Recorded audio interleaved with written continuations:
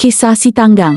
Pada suatu masa dahulu, tinggallah seorang wanita miskin bersama anak lelakinya yang bernama Si Tanggang di sebuah kampung nelayan.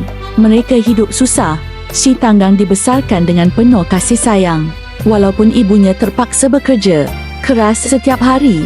Apabila Si Tanggang meningkat dewasa, dia berazam untuk mengubah nasib hidupnya.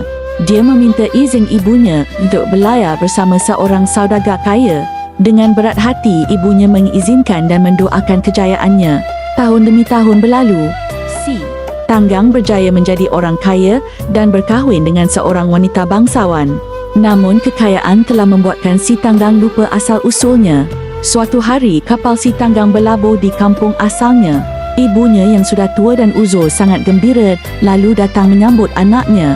Tetapi Si Tanggang berasa malu mengaku wanita miskin itu sebagai ibunya. Dia menghalau ibunya dan mengatakan dia tidak mengenalinya. Hati si ibu hancur.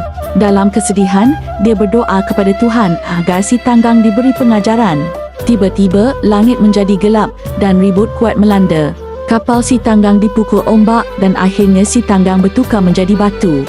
Sejak itu, kisah Si Tanggang menjadi pengajaran kepada semua supaya tidak derhaka kepada ibu bapa dan sentiasa mengenang jasa mereka.